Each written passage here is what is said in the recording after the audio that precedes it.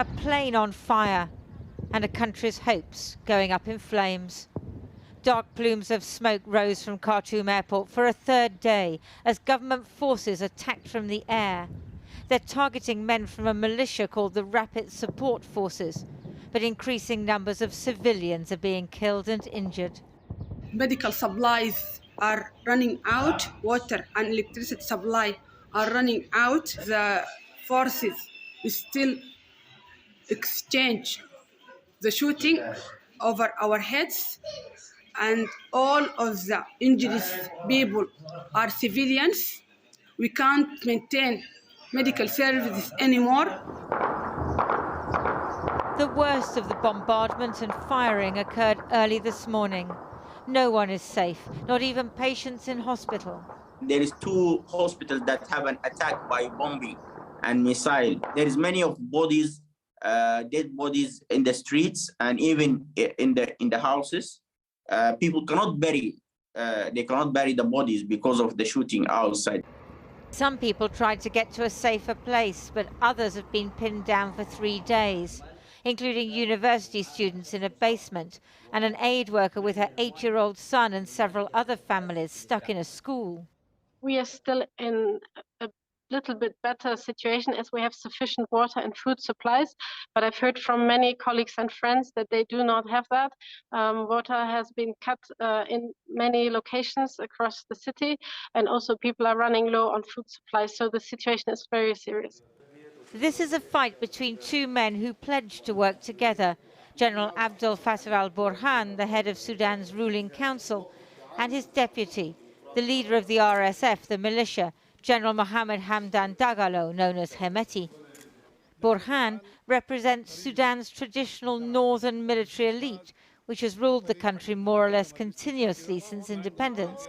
Hemeti led the feared Janjaweed in Darfur, which became the RSF. Neither man seems willing to relinquish power to a civilian government as they agreed last year. Today, Hemeti's forces posted pictures of themselves, apparently seizing the military airport at Merowe, north of Khartoum. Unlike the army, they don't have an air force, but maybe they do now. The army posted pictures which they say show their forces having defeated the RSF in Hemeti's stronghold of El Fasher in Darfur, while scenes of civilians allegedly celebrating with government soldiers were broadcast on state TV, which came back on air late last night. Sudan's position on the Red Sea makes it strategically important.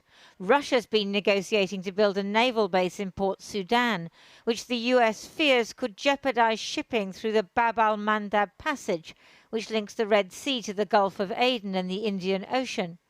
Egypt, the UAE, Saudi Arabia and China all have interests in Sudan. But as government fighter jets fly over Khartoum, neither man's powerful foreign friends seem able to broker a truce. How far this is from 2019, when Sudanese people protested on the streets. They brought down one military dictatorship, only to usher in another. And now, utter chaos and the threat of a new civil war. Well, joining me now is Dr. Hussam El-Mujamma from the campaign group Sudan's Doctors for Human Rights. If this is a choice between 2 generals, is there any other option? The only option I see is we get back our civilian government as soon as possible. And there's no option between 2 generals in Sudan. We think the root cause of this problem is that we let them in power for a very long time. The thing that we are calling for is that we get our civilian government as soon as possible in place, and the army should be under the control of the civilian government. But is that possible unless both of those forces agree to it?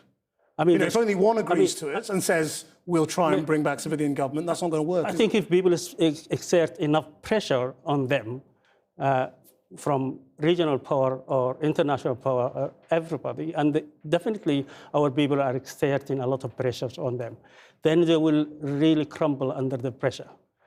Remove the support from them and exert pressure on them, and then we'll get our civilian government Well, back. which are the significant powers? I mean, is it China and Russia? I think there is a lot of international power that is around. They have a lot of interest in Sudan. It is a big country. And I think the interest of the West has to be there. I think the West has to step up And do what? try to solve this out. I mean, they need to be really vocal. They need to do the right thing that is morally right, and that goes with the value of democracy. And being a democratic country, then that's, in my views and other Sudanese views, that they need to support us. They need to support the democratic forces. They need to support the peaceful civilian population who are now under the fire of those mad dictators. And I know you have family. I do have family in the back home. capital too. I mean, what kind of information are you getting? I am so worried about them. They are running out of water. They are running out of food. They cannot come out of their houses. And this is a situation, is a dire situation. It's a difficult one. And I do value the support from my colleague in NHS that I work with. They've been very supportive, and the British people at large been very supportive. The tradition of British people is to help when it needs. And we need people to help us now, and we need the government of the British government to do something more, definitely on this front. I mean, when you say more, what do you mean? I mean, do you mean, are you comparing this to other conflicts? I mean, Sudan, would you compare this to Ukraine? Would you, no, I'm not trying to compare in terms of it. Britain's responsibility, I mean. I think the support has to be higher. Taken in mind, this is a civilian uprising and a revolution that is being led down. And it is a revolution that we didn't see for a very long time, a peaceful one with a lot of color and culture, music, and everything that we've seen on the street. And now we are watching it being buried under the ground, and we're doing nothing about it. I think something needs to be done now, and we are running out of time. I'm saying that the hospitals, as you've seen in the report, are running out of supplies. They're running out of medicine.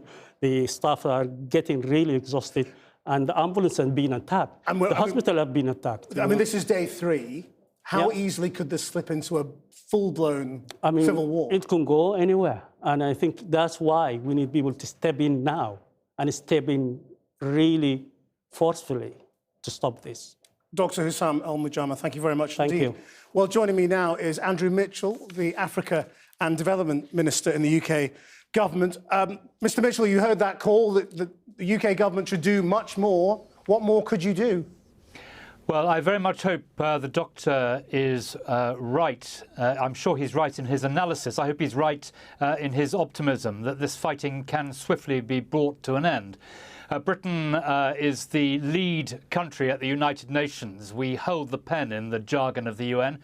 We convened a meeting this afternoon, and we are intent on stopping this appalling and extraordinary fighting going on between these two generals and their forces. And I should say that I hope there is a very hot place in the corner of hell reserved for people who use their forces and use heavy weapons in built-up areas. I mean, is that kind of language likely to bring either of those two men to the table? Well, they are fighting it out in this extraordinary and disgraceful way. What is required is to go back to the situation on April the 5th, where we had an outline agreement which was supposed to come into force on April the 11th. And it is a disgrace that they have turned their back on a peace process which many countries and huge numbers of Sudanese had invested in, and instead are slugging it out in this barbaric and extraordinary way. You must have intelligence on the role of the Wagner Group mercenaries that are engaged from Russia. I mean, what do you believe they're doing? Are they involved militarily?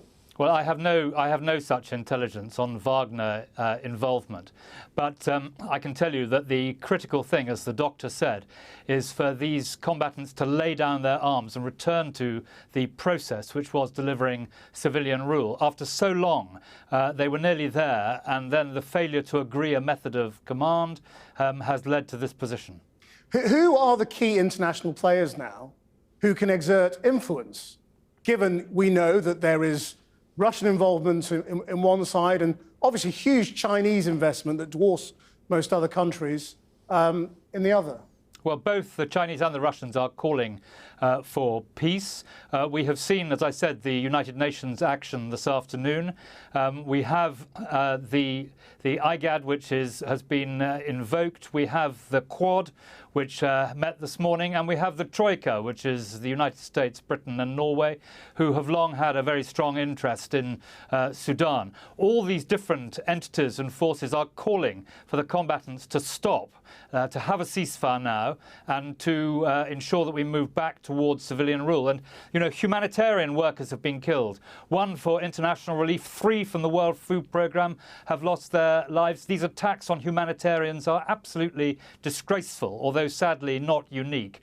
And the key thing now is for people to lay down their arms and to return to these civilian negotiations. I mean, I know you've been engaged with Sudan since, you know, you first came into government. What do you think this tells us about the failure, or how did this failure to deliver proper civilian democracy happen? What's the key failure? Well, I mean, that is a complex and difficult question. I first was engaged in the conflict in Darfur when I was an opposition spokesman back in 2005 and 6, and I saw for myself what that brutality was delivering then in what George Bush, the United States president, referred to as a genocide. And when Bashir was overthrown, many of us thought that the age of impunity was being brought to a close and that Bashir would be sent to the ICC in The Hague.